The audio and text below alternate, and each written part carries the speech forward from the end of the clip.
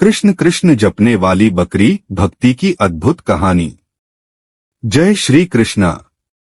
एक बार एक गांव में बहुत से महात्मा आकर यज्ञ कर रहे थे और वह वृक्षों के पत्तों पर चंदन से श्री कृष्ण का नाम लिखकर पूजा कर रहे थे। वह जगह गांव से बाहर थी।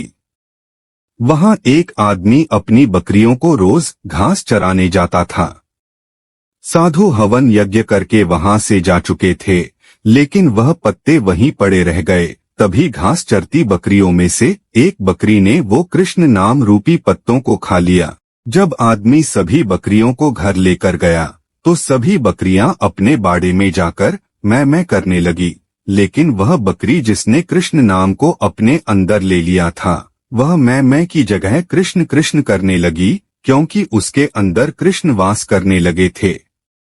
उसका मैं यानी अहम तो अपने आप ही दूर हो चुका था। जब सब बकरियां उसको कृष्ण कृष्ण कहते सुनती हैं तो वह कहती हैं, यह क्या कह रही हो? अपनी भाषा छोड़कर यह क्या बोले जा रही है? मैं बोल। अगर आप चैनल पे नए हैं तो सब्सक्राइब कर लें। तो वह कहती है, कृष्ण नाम रूपी पत्ता मेरे अंदर चला गया, मेरा तो मैं भी चला गया। सभी बकरियां उसको अपनी भाषा में बहुत कुछ समझाती, परंतु वह टस से मस ना हुई और कृष्ण कृष्ण रटती रही। सभी बकरियों ने यह निर्णय किया कि इसको अपनी टोली से बाहर ही कर देते हैं। वह सब उसको सींग और धक्के मारकर बाड़े से बाहर निकाल देती हैं।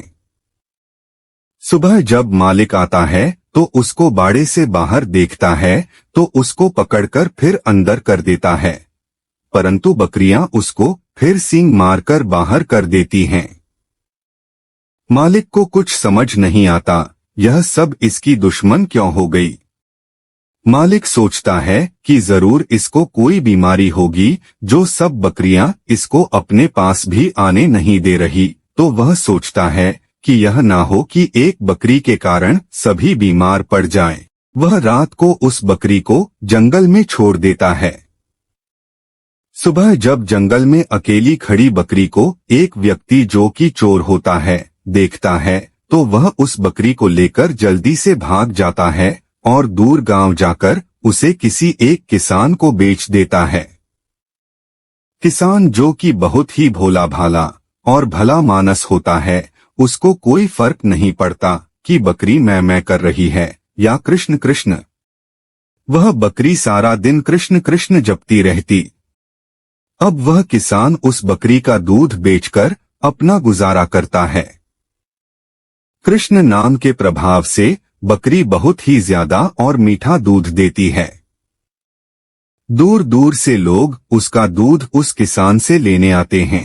किसान जो कि बहुत ही गरीब था, बकरी के आने और उसके दूध की बिक्री होने से उसके घर की दशा अब सुधरने लगी। एक दिन राजा के मंत्री और कुछ सैनिक उस गांव से होकर गुजर रहे थे। उनको बहुत भूख लगी, तभी उन्हें किसान का घर दिखाई दिया। किसान ने उनको बकरी का दूध पिलाया। इतना मीठा और अच्छा दूध पीकर मंत्री और सैनिक बहुत खुश हुए। उन्होंने किसान को कहा कि हमने इससे पहले ऐसा दूध कभी नहीं पिया। किसान ने कहा, यह तो इस बकरी का दूध है जो सारा दिन कृष्ण कृष्ण करती रहती है। मंत्री उस बकरी को देखकर और कृष्ण नाम जपते देखकर हैरान हो गया। वो किसान का धन्यवाद करके वापस नगर में राजमहल चले गए। तभी उन दिनों राजमाता जो कि काफी बीमार थी, बहुत उपचार के बाद भी वह ठीक ना हुई। राजगुरु ने कहा, माताजी का स्वस्थ होना मुश्किल है, अब तो भगवान इनको बचा सकते हैं। राजगुरु ने कहा कि अब आप माताजी के पास बैठकर ज्यादा से ज्यादा ठाकुर जी का नाम लो। राजा जो कि काफी व्यस्त रहता था, वह सारा दिन राजपाट संभाले या माताजी के पास बैठे। नगर में किसी के पास भी इतना समय नहीं कि राजमाता के पास बैठकर भगवान का नाम ले सके। तभी मंत्री को वह बकरी याद आई जो कि हमेशा कृष्ण कृष्ण का जाप करती थी। मंत्री ने राजा को इसके बारे में बताया। पहले तो राजा को विश्वास न हुआ, परंतु मंत्री जब राजा को अपने साथ उस किसान के घर ले गया तो राजा ने बकरी को कृष्ण नाम का जाप करते हुए सुना तो वह हैरान हो गया।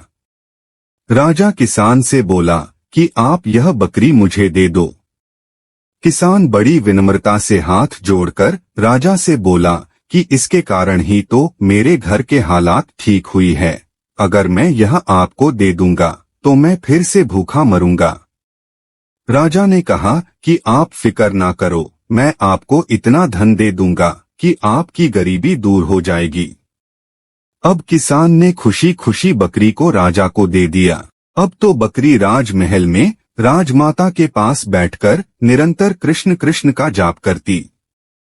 कृष्ण नाम के कानों में पढ़ने से और बकरी का मीठा और स्वच्छ दूध पीने से राजमाता की सेहत में सुधार होने लगा और धीरे धीरे वह बिल्कुल ठीक हो गई।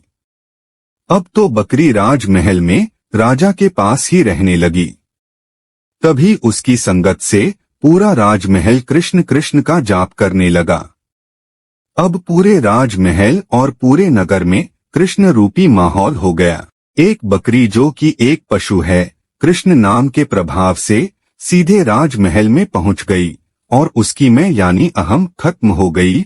तो क्या हम इंसान निरंतर कृष्ण का जाप करने से हम भव से पार नहीं हो जाएंगे? हमें अपने आराध्य देव की शरण में जाना चाहिए।